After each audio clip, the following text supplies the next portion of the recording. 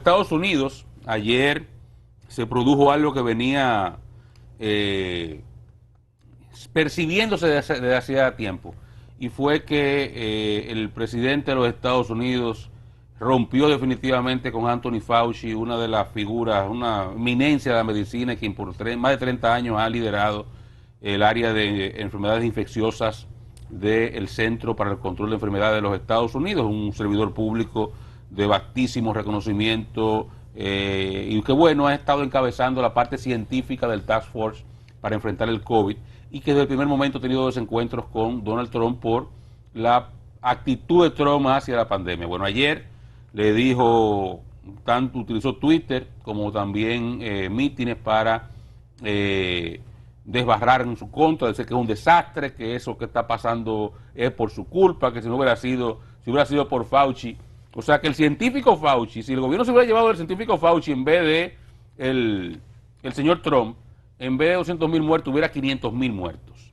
Y que, bueno, eso fue un desastre, le llamó incluso idiotas al grupo de científicos que está en torno a la respuesta del gobierno federal a la pandemia. Y bueno, lo que se espera hoy es que, a ver si Fauci se mantiene en su puesto, o esto haría que este señor, un hombre de 70 y largos años ya, que incluso reveló en una entrevista el fin de semana, que fue, parece, lo que irritó definitivamente a Trump, en 60 minutos, un programa importantísimo de la cadena CBS, reveló que luego de la situación que se ha presentado, esas diferencias con algunos sectores en torno al presidente, uno de sus más fanáticos seguidores, ha tenido que caminar ahora, él ha sido corredor y caminante, ahora camina con seguridad. Ha tenido que pedirle a las autoridades que le asignen seguridad para poder caminar, porque ha sido amenazado de muerte en diversas oportunidades por este tipo de ultras, muchos de los cuales se encuentran en el entorno del presidente de los Estados Unidos. Ahora habrá que ver, porque dígame usted, si el presidente le ha dicho a este científico que si hubiera sido por él hay 500.000 muertos, y ha desbarrado en su contra delante de todo esto loco que le apoyan, porque hay que ver la cantidad de fanáticos locos que están detrás de Trump. Un grupo, recuerden que recientemente un grupo de milicias tenía un plan para secuestrar a la senadora, a la gobernadora de Michigan. O sea, he expuesto a ese grupo de personas, que este hombrecito, un hombre de 79 años, menudo y pequeño, que lo que ha utilizado es su intelecto toda la vida, nunca utilizó la fuerza para nada, ahora lo que se expone este señor, además de la situación que enfrenta ahora, la respuesta científica y sanitaria que debe dar Estados Unidos a una pandemia que continúa en absoluta expansión. Uno de los países en los cuales la curva nunca ha bajado son los Estados Unidos de América. Usted puede tener lugares como Nueva York, en el cual se controló porque fue un momento demasiado alto, pero el resto de los estados, 30, 35, 40 estados de la Unión, continúan sometidos a incrementos constantes en las positividades y en las muertes.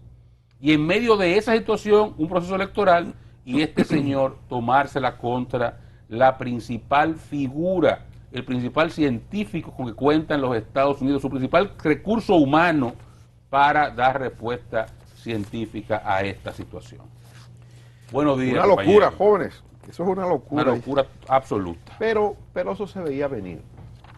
Eso se veía venir cuando la gente de epidemiología, fundamentalmente Anthony Fauci, que es una de las principales autoridades en la materia del mundo, no de los Estados Unidos, del mundo, cuando este señor comenzó a advertir a la administración del presidente Trump sobre lo que vendría a propósito de la presencia del coronavirus, el presidente Trump desde el principio comenzó a mostrarse reticente para la adopción del protocolo que se estaba recomendando en los Estados Unidos.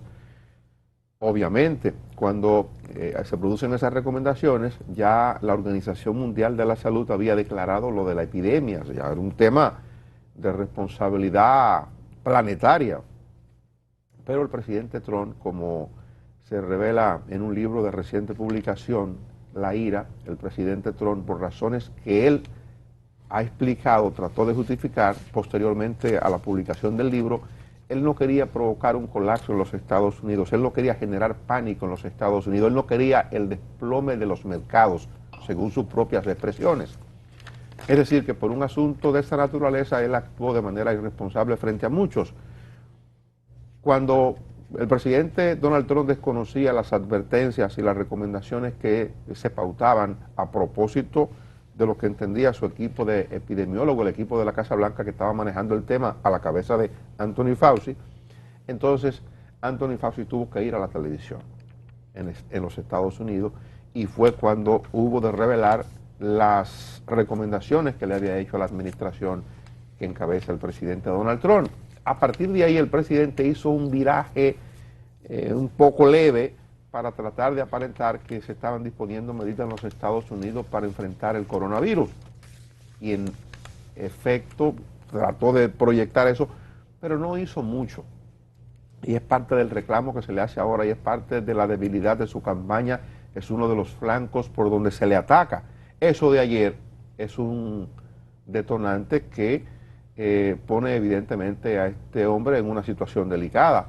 O se retira del equipo que ha estado sirviendo de consejero para el presidente en materia de salud, en materia específicamente de tratamiento del COVID, o se retira de ese equipo, permanece callado ahí a ver qué pasa, porque evidentemente que el presidente Trump no tiene pares.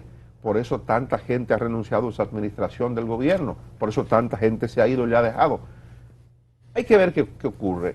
Creo que es una insolencia del presidente, porque no hay duda de que el conocimiento, la calificación de Anthony Fauci, yo decía, todos sus colegas le reconocen como una de las figuras del mundo que mejor maneja el tema, como una de las personas que más dominio tiene sobre el asunto.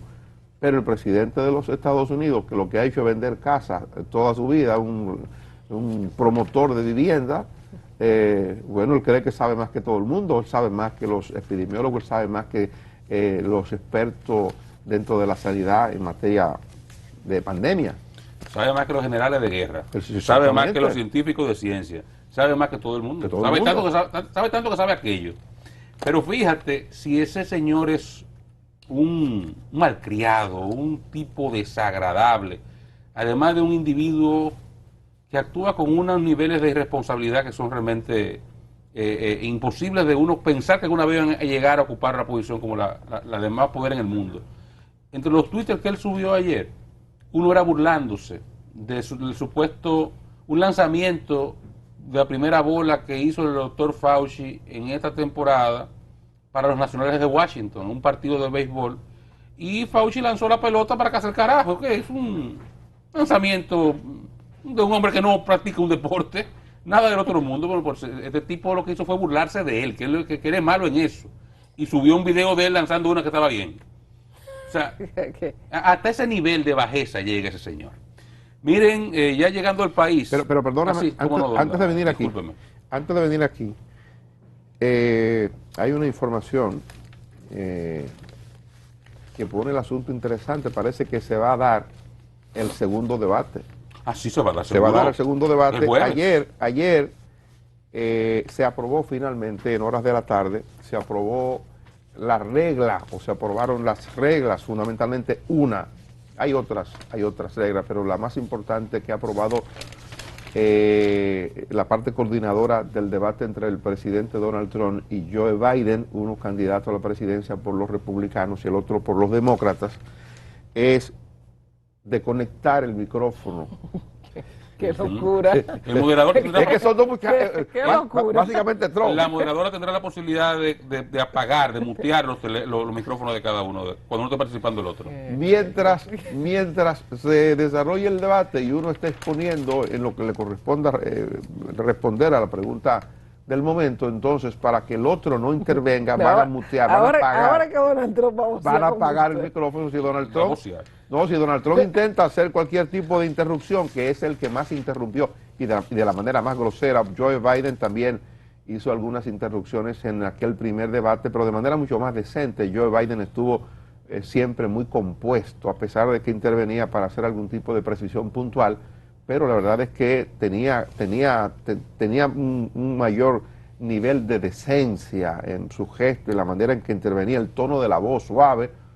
Y el otro era un hombre entruñado, impetuoso, arrogante, díscolo. Esa fue la imagen que proyectó el presidente Donald Trump en aquel primer debate. No, yo era de los que creía que Donald Trump se le iba a lucir, porque bueno, es un hombre de la televisión, es un hombre de vender por televisión, y durante mucho tiempo mantuvo un programa en esa tónica en los Estados Unidos, pero la verdad es que perdió el debate.